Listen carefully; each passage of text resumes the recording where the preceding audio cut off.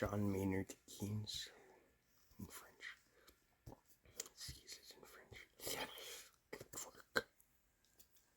John Maynard Keynes, né le 5 juin 1883 à Cambridge et mort le 21 avril 1946 dans sa ferme de Tilton à Field, est un économiste, haut fonctionnaire et essayiste britannique. Sa notoriété est mondiale. Il est le fondateur de la macroéconomie keynesienne. Le keynesianisme, la nouvelle économie keynesienne, le néo-keynesianisme ou le post-keynesianisme sont issus de son œuvre. Considéré comme l'un des théoriciens les plus importants de l'économie du XXe siècle, il fut, en tant que conseiller officiel ou officieux de nombreux hommes politiques, l'un des acteurs principaux des accords de Bretton Woods.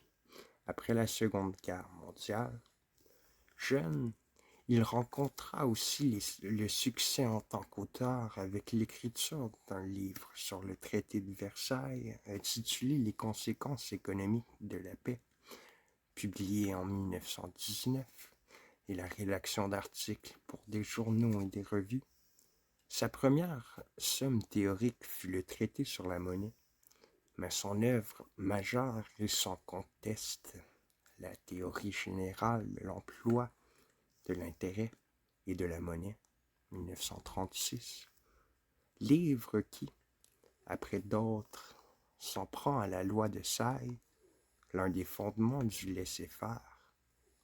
La force de John Maynard Keynes réside dans le fait qu'à la différence de ses prédécesseurs, il élabore une théorie nouvelle ainsi que les outils conceptuels nécessaires à la mise en place de politiques économiques alternatives. Ses travaux sont utilisés après la Seconde Guerre mondiale dans le cadre de la mise en place de l'État-providence. Selon Kenneth R. Hoover, Keynes aurait eu à son époque une position centriste entre, d'une part, Friedrich Hayek et d'autre part Harold Lasker, un des aspirateurs de l'aile gauche du Parti travailliste au Royaume-Uni.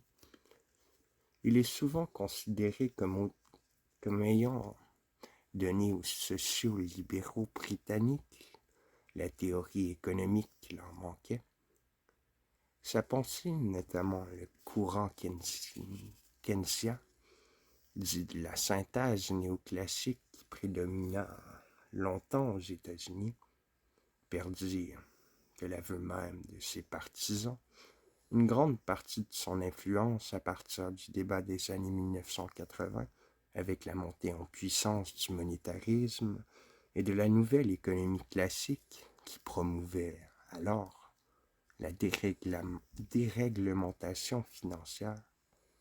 Cependant, la crise économique de 2008 à 2009 sembla entraîner un regain d'intérêt pour sa pensée, tant dans la version sociale-libérale de la nouvelle économie keynésienne que dans des versions plus hétérodoxes, telles que le post-keynésianisme ou encore, en France, l'économie des conventions.